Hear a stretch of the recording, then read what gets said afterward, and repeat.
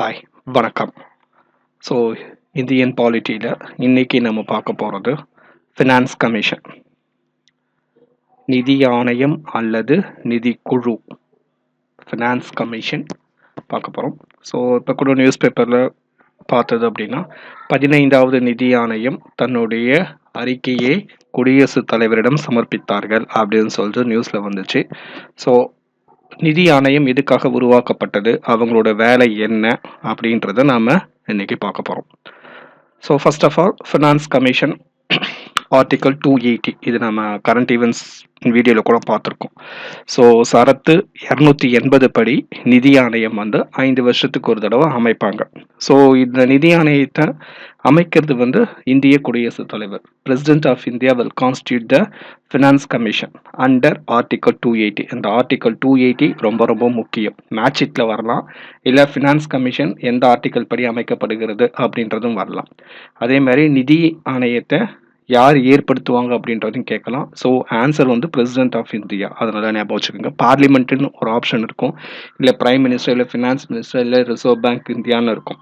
So finance கமிஷனை president of India தான் அமைக்கிறார்.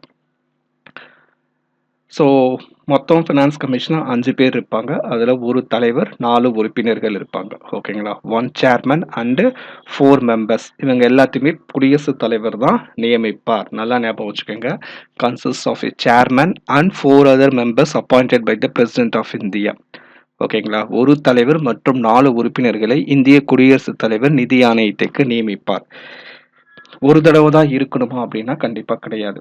இப்போ 14வது நிதிக்குழுவில் இருக்கிற அதே தலைவர் 15வது நிதிக்குழுக்கும் தலைவராக வரலாம், எலிஜிபிள் ஃபார் ரீஅப்பாயின்மெண்ட். ஆனால் இது வரைக்கும் யாரும் 2 தடவை தலைவராக இருந்தது கிடையாது. உறுப்பினர்கள் இருந்திருக்கிறாங்க. ஓகேங்களா, உறுப்பினர்கள் 13வதுலையும் உறுப்பினராக இருந்திருக்கிறார், 13வது நிதி ஆணையத்திலும் உறுப்பினர் இருந்திருக்காங்க, 14வது நிதி ஆணையத்திலும் உறுப்பினராக இருந்திருக்கிறாங்க. பட் தலைவர் இது வரைக்கும் ஒரே தலைவர் 2 நிதி ஆணையத்துக்கு வந்தது கிடையாது. But they are eligible for reappointment. அது ரொம்ப ரொம்ப முக்கியம். ஓகேங்களா, நிதி ஆணையத்தில் இருக்கும் உறுப்பினர்கள் அனைவரும் மீண்டும் நியமனம் செய்ய தகுதியுடையவர்கள். நல்லா ஞாபகம் வச்சுக்கோங்க. Eligible for reappointment, whether it is chairman or members, அதெல்லாம் கணக்கிலே கிடையாது. Finance commission members are eligible for reappointment. So consist of 1 chairman and 4 members. So நிதி ஆணையத்து தலைவராக நியமிக்கப்படுறவங்க மோஸ்ட்லி ஒரு பப்ளிக் அஃபேர்ஸில் கொஞ்சம் ஹையாக இருந்தவங்க, மோஸ்ட்லி மெம்பர் ஆஃப் பார்லிமெண்ட்டில் இல்லை ஃபினான்ஸ் விஷயத்தில் இருக்கிறவங்கள தான் சேர்மனாக நியமிப்பாங்க. ஸோ நிதி ஆணையம் அவங்களுடைய வேலையெல்லாம் முடிச்சதுக்கு அப்புறம் தன்னுடைய அறிக்கையை குடியரசுத் தலைவரிடம் மட்டும்தான் சமர்ப்பிப்பாங்க. ரொம்ப ரொம்ப முக்கியமான பாயிண்ட் இது. ஓகேங்களா, நிதி ஆணையம் தனது அறிக்கையை குடியரசுத் தலைவரிடம் மட்டும்தான் சமர்ப்பிக்கும். குடியரசுத் தலைவர் தான் அதுக்கப்புறமேட்டுக்கு பாராளுமன்றம் கூடுறப்ப இரு அவைகளையும் அந்த அறிக்கையை அவரு சமர்ப்பிப்பார். ஓகேங்களா, குடியரசுத் தலைவரிடம் மட்டுமே நிதி ஆணையம் தன்னுடைய அறிக்கையை சமர்ப்பிக்கும். Finance Commission submits its report to Option A, Prime Minister, Option B, Union Finance Minister, Option C, President of India, Option D, Parliament of India.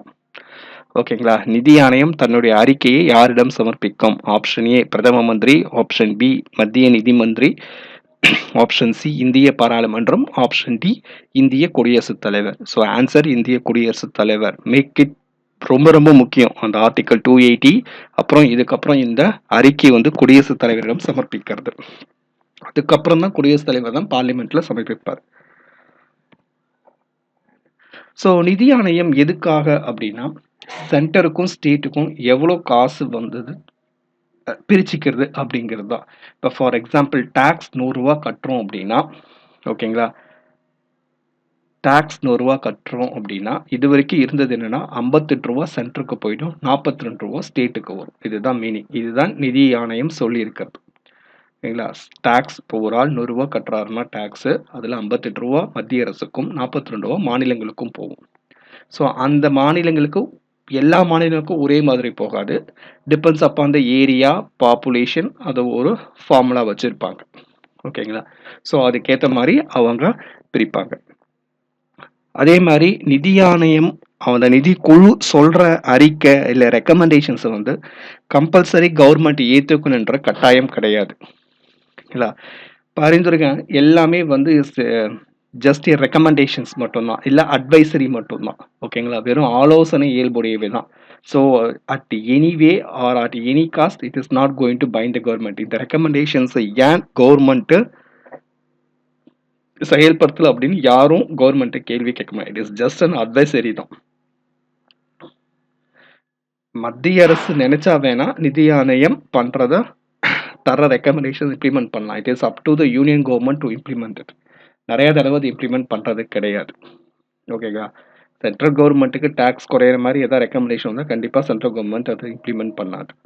Make it simple, everything comes under cash. ஓகேங்களா?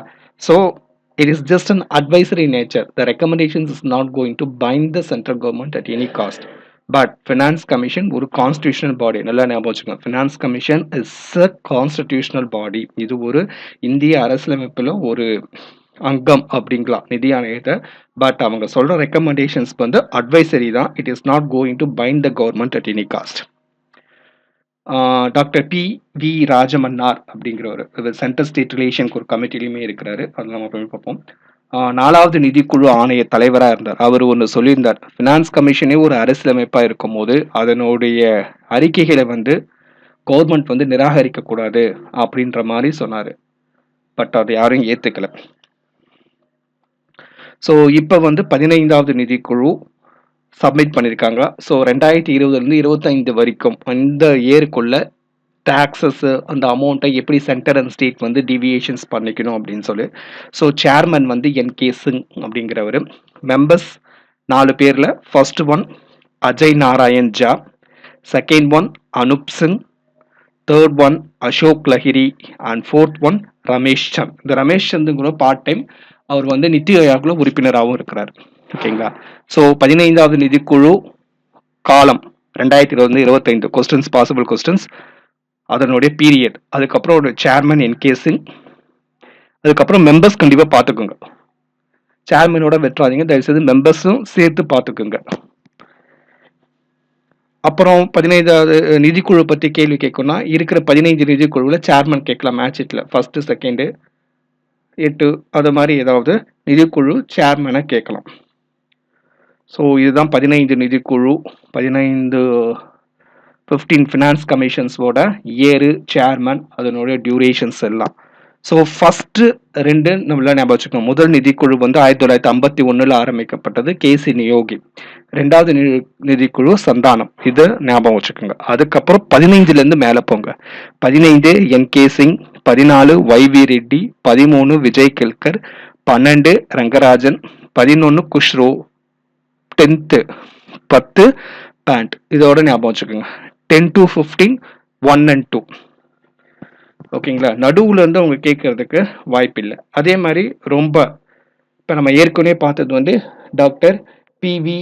ராஜமன்னார், அவர் 4வது நிதிக்குழு, அது ஞாபகம் வச்சுக்கோங்க. அதே மாதிரி இதில் இந்த நியோகி, சந்தானம், சந்தா, ராஜமன்னர், இந்த ஒய்.பி. சவான் ஞாபகம் வச்சுக்கோங்க. ஆர்பிஐ கவர்னராக கூட இருந்திருக்கிறாரு ஃபினான்ஸ். ஓகேங்களா?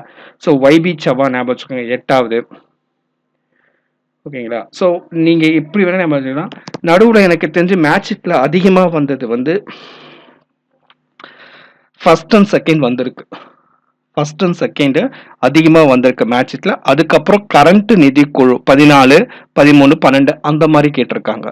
ஸோ ஃபர்ஸ்ட் 2 ஞாபகம் வச்சுக்கோங்க, கேசி நியோகி, கே சந்தானம். அதுக்கப்புறம் கீழேருந்தே போங்க, கரண்ட்லேருந்தே போங்க. 15க்கு என்.கே. சிங், 14க்கு ஒய்.வி. ரெட்டி, 13க்கு விஜய் கெல்கர், 12க்கு ரங்கராஜன், 11க்கு குஷ்ரோ, அந்த மாதிரியே போங்க. ஸோ இதுதான் நிதிக்குழு, finance commission. Thank you. Have a good day and be safe.